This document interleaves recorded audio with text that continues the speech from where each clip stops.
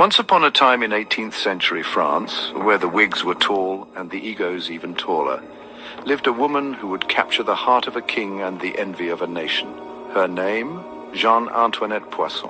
But don't worry, you don't have to pronounce that. History remembers her as Madame de Pompadour. Now, Jeanne wasn't born with a crown on her head. In fact, she came from a comfortable bourgeois family. Not poor, but not Versailles material either. Still, her mother was determined.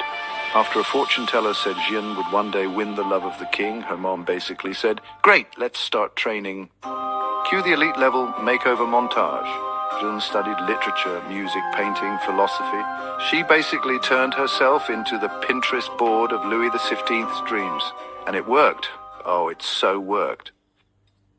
Fast forward to a royal hunting party. There's Jeanne, dressed to impress and looking like springtime in silk.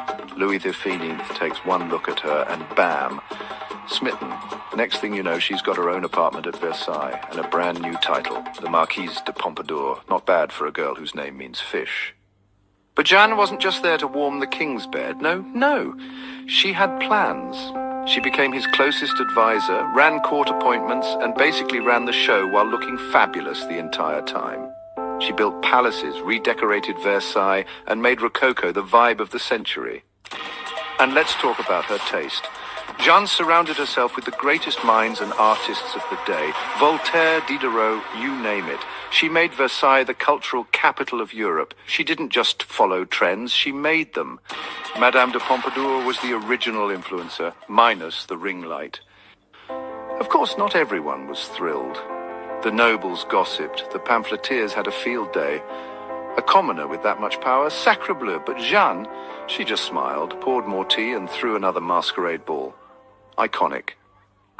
Now, while the romance with Louis XV eventually faded, as royal romances often do, their friendship never did.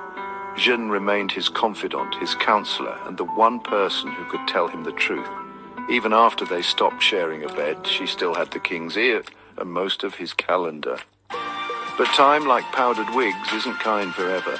Jeanne's health began to fail. She died in 1764 in her early 40s. Louis, who famously hated funerals, watched hers from a window and whispered, "You promised you'd wait for me." For a man known more for mistresses than monogamy, that says something. So what do we make of Madame de Pompadour? She was a mistress, yes, but also a minister, a muse, and a master of her destiny. She defied class, conquered court politics, and left her name etched in history.